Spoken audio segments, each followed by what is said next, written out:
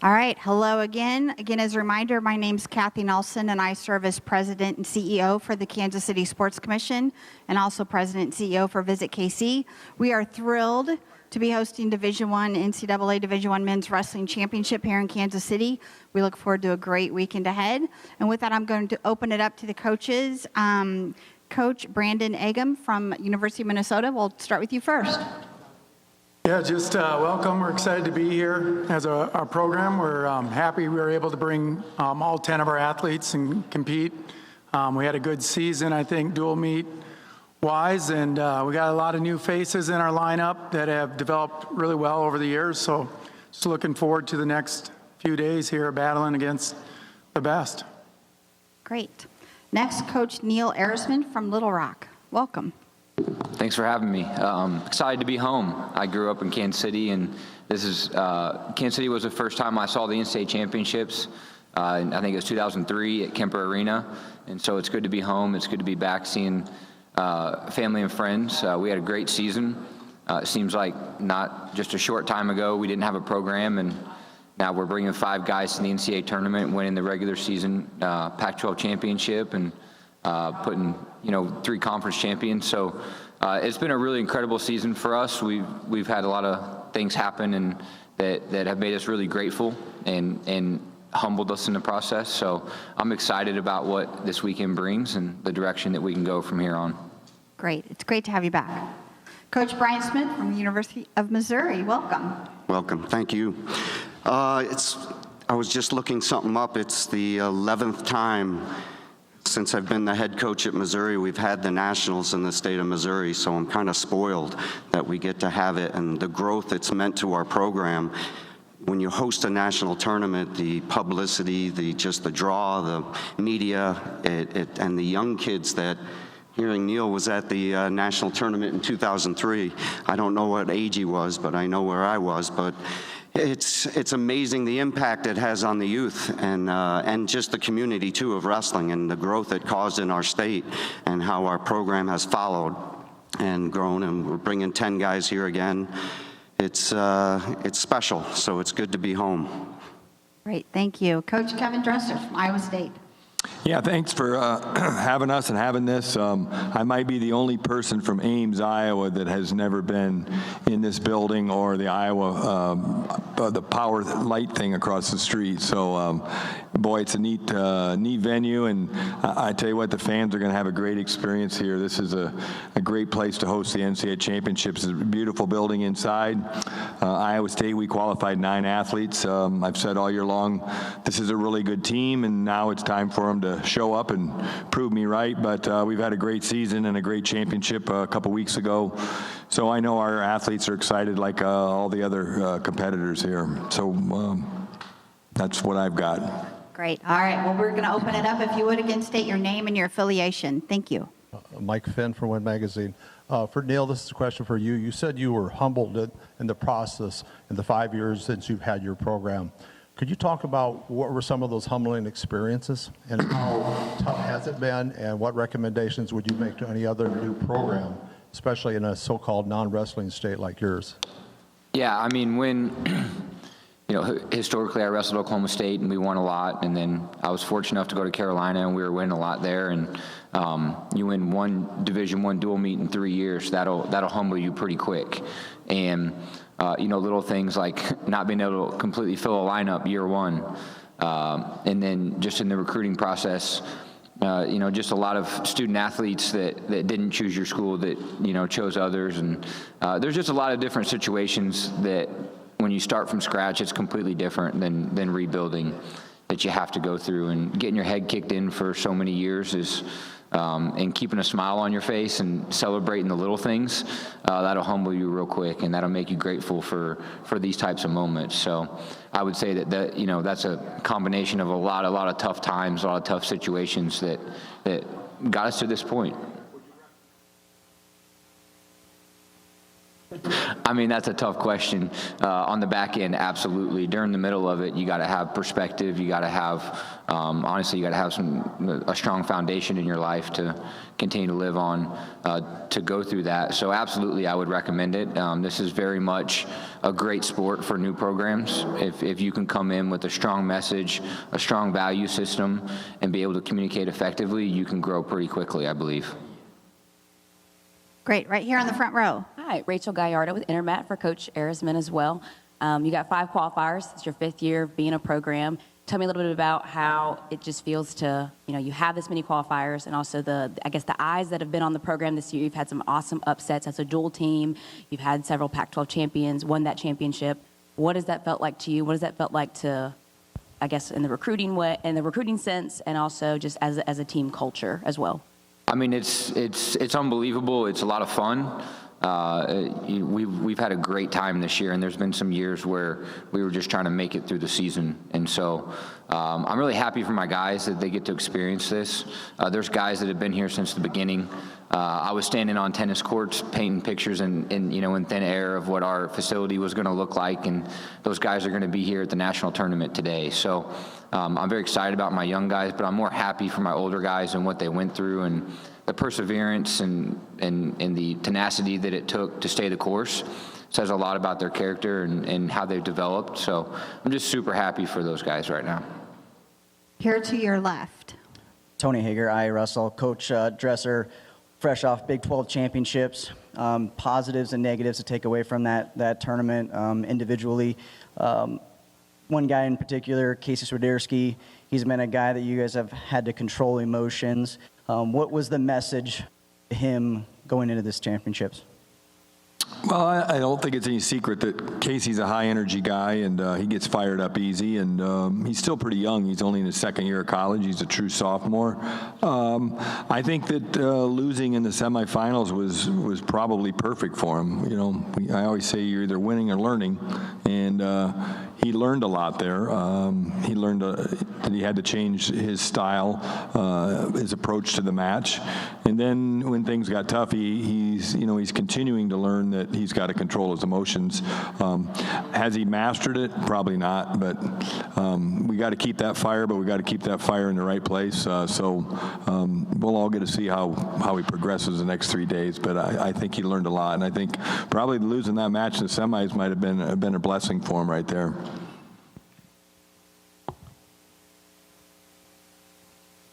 Also for Coach Dresser, talking to Younger Bastida back at Media Day, he had mentioned that he felt like this team could have 5 to 6 All-Americans, and then asking Derek St. John later in the year, he's like, after what they saw at the Cliff Keen, he felt like, hey, maybe we could have more.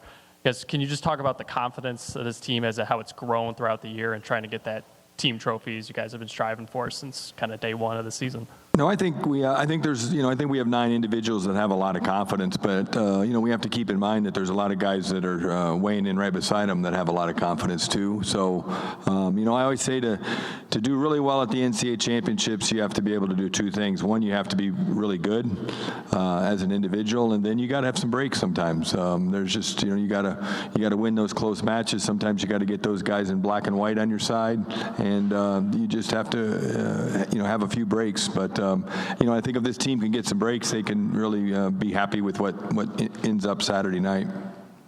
Right here, back here, Aaron, on your left. Aaron Ladd, KSHB. These are for you, Brian. You talked about the impact of this tournament on the area and the state. For the Eloms to come back and have this spotlight, what does that mean to you and your program?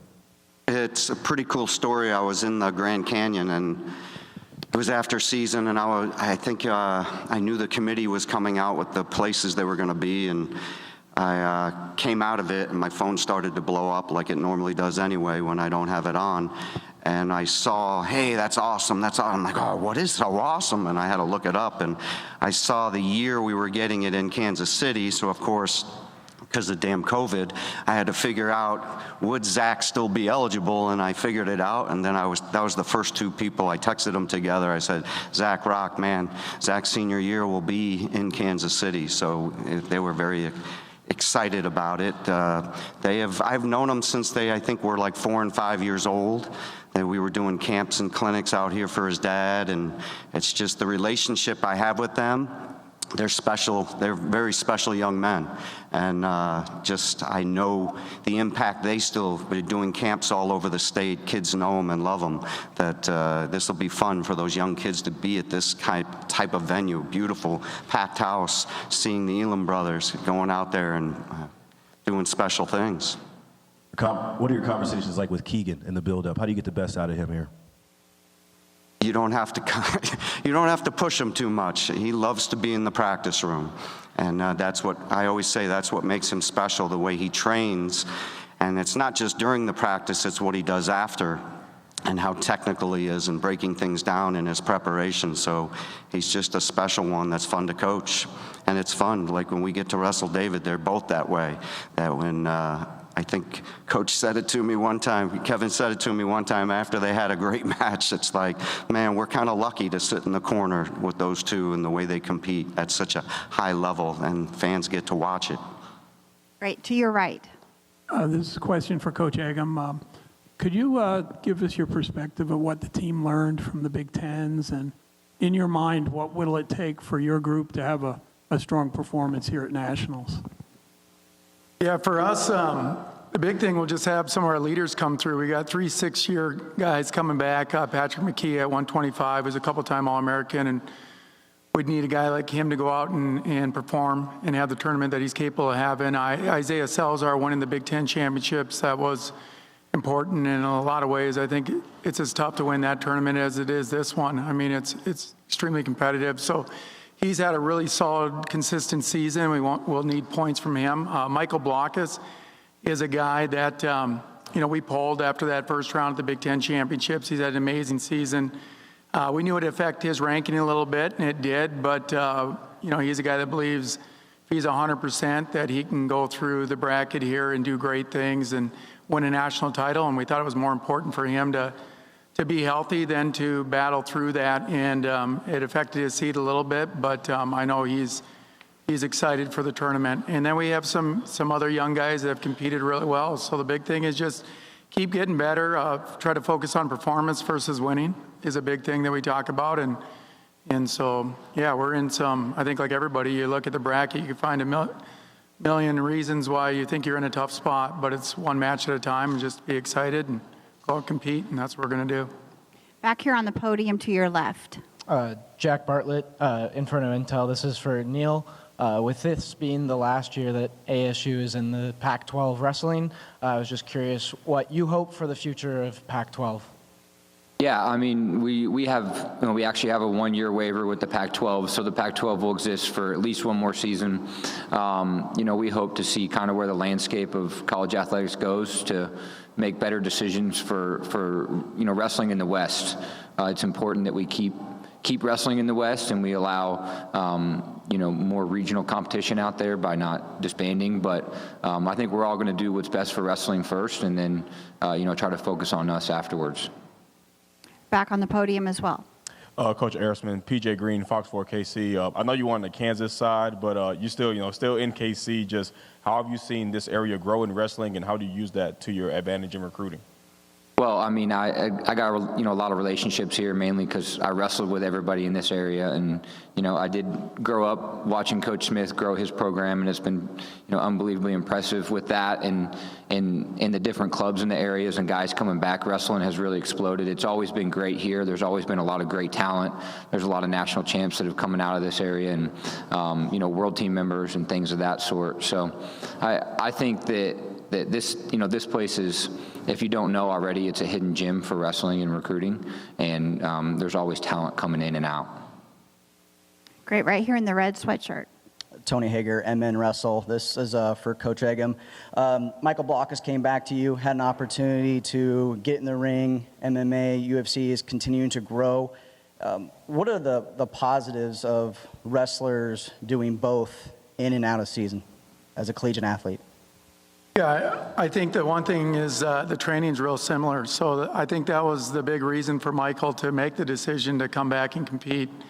After last year's NCAA championship, he became an All-American. His first initial instinct was I was coming back after he took a few weeks off, and he started thinking about his long-term dream, which was always to get into the MMA he changed his mind. He had some opportunities, and he decided that he was going to go. He went and fought in August, and I think he just realized in that process he still felt like he was missing something. That was a chance to win an NCAA title. So he called us up and just said, "Hey, I'm looking at coming back." We were obviously thrilled to hear that, and talking through the process, he just felt like the training that he would go through this season would keep him in a position that was really positive to be ready to go right back into MMA and fight. And I believe he might have a fight that's as quick as April, as soon as the season is over. And so, so I just think there's a lot of positives. It does give another outlet for guys that compete in this sport, another opportunity for them afterwards to go earn money and continue to compete and do something that they're very good at. And a lot of them have shown in the world of MMA that the wrestlers have had high success, maybe the best. You're on the front row. I hope all four of you can answer this question. Seeding is always a question or a topic when we come to these tournaments, but the fact that this year, when guys get injured or cannot wrestle in a conference tournament, it really seems to drop them down a bit. Do you like how they're handling seeding now? What recommendations, what changes would you make? Start with Brandon, since you got Blockhouse. Yeah, I would just say I think there needs to be a human side of it, a little bit more involved, because I think that there are situations that are strange, where you see guys fall into spots where it doesn't make sense, I guess, from that side of it. So I'd like to see some changes. I think it's necessary. I know it's never going to be perfect, and every year this is something. People look at the brackets, they're always talking about that situation. And you look at it, we had Blockus, Sparks runs into, Carter on the front side there too, and I look at a guy like him, everything he's accomplished and where he drops, depending on where his health is, that's pretty drastic in some cases. I'm probably going to defer to the wisdom in the room, but I'll just say that there's no easy match regardless of where you're at. There's no situation that's ideal. Some of these coaches have been through a lot more seeding processes than I have, and so you definitely want some accountability there to make sure that it's being done right and that we get the best spots. But in the end, it is what it is, and you got to show up and wrestle. I remember one year I thought the world was against me, so I took the wisdom of my mother and stopped complaining, and I got on the committee. And when you're in that room, I was in that room for 4 years, you learn a lot about the seating, and there's no deals being made. There's not like all that you guys claim or people on chat rooms claim. I think I laugh about it. There is a system, and a computer spits it out, and it shows where they can go, and then you argue about certain things.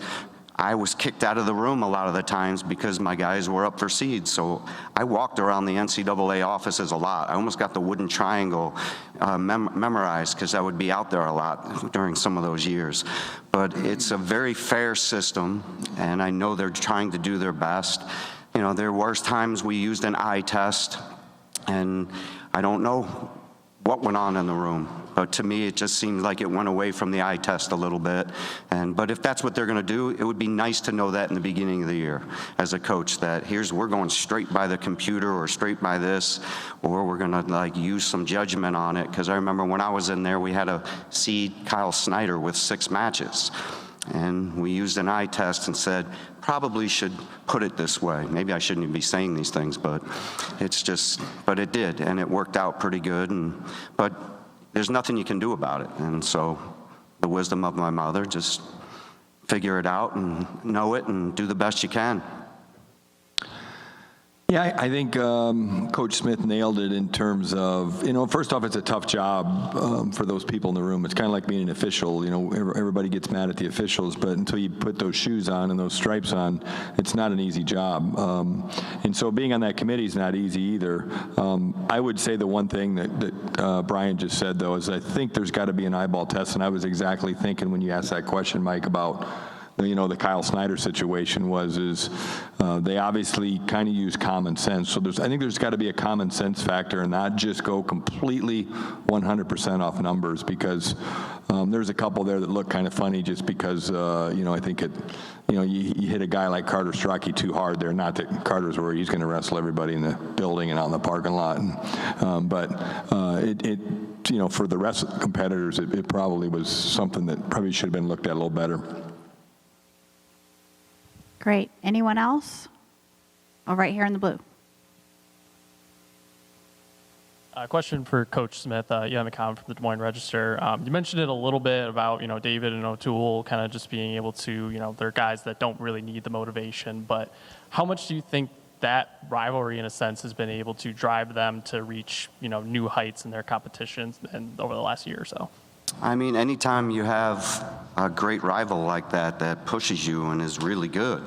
I mean, they've beaten each other, so it just drives, you can't just show up to the mat.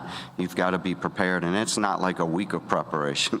They're preparing for each other the minute the match is over. And so it's just, when you're going on the mat against David, you're going to have the best effort, the best prepared. I know with the coaching staff over there, it's a great coaching staff, so he's got to be ready, and it's the mental side of it too, that it's just, man, I did this and it worked this time, but now I got to be ready for the next, and just it makes it fun, but it's great for the fans too. These matchups end up, but we can't, right now he's focused on his first round matchup, and we'll focus. If David's there, we'll be there. If we're there, that's this tournament. You can't really worry about matchups. You got to worry about the one that's in front of you. Right here on the right, or sorry, on your left. Tony Hager again here. I think just a short answer from all four of you would be NIL. Is it a positive or negative for our sport specifically? Positive, because I have a lot of young men that are out there right now and they're still paying off debts from loans in college, because we were limited to 9.9, and I just see the money they can make now actually working and making a decent amount of money working camps or getting free food at a restaurant and things like that were illegal. And I explained this to our football staff that, we're at 9.9, you had 85 guys on full rides. And they're like, you have 40 guys on your team. And yeah, I said, do the math. And so this is, for our sport, it really helps. Yes, is it more work on us? Of course, but wrestling coaches know how to do that work. When the rule first became, I said wrestling coaches are the most prepared because of, regional training centers and all these things we've been raising money for. So we just make a shift, and now we got to raise money for the, and doing things for that and going out and trying to find it. So it's, but for the student athletes, it definitely takes a little stress off their lives with, having money to pay for school and having a little extra finally. And so I think it's a good thing. Anyone else want to comment to that? Go Eggum.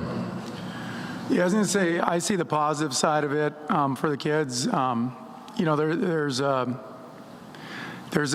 It's great that they can make money and do those things. It's tough. You see some programs like our program, we lost a number of guys. We've been really fortunate that, we still have 10 guys here today, which says a lot, and that's without having a guy like Gable Steveson come back this year. So you can imagine how strong our team was or is at that moment. But I've seen some other programs, and, in some of those teams really got, ripped apart. And so for those, your heart feels for in a sense, and you hope that they can continue to build so it's not too hard of a negative effect on those programs, so they can get back to where they need to be and continue to have a wrestling program. So I would say I'm a little torn. I'll let you know after the tournament how I feel, and kind of, some of the people are already circling our program. Obviously there's a lot of positives in it, but when you're a program like our size, this is, we're kind of primed for the picking. And so this is where I have to step up and make sure that we're doing what it takes to take care of our guys and show them they're valued here. And I think that's going to be the next big piece is, your athletes need to feel valued more than just, the dollar sign in your program. And I think that's what we're doing well. And we're gonna do our best to compete, at such a high level, at that level of NIL if we can, and hope for the best there. It's a tough game. It really is. I like it that the athletes are getting paid because wrestlers have always, had to kind of take a back seat to the football and basketball money. So the competitive side of me looks at it like when I was an athlete, and boy, it would have been nice to get paid and get paid handsomely if you're really good. Right now, they're going to get paid handsomely.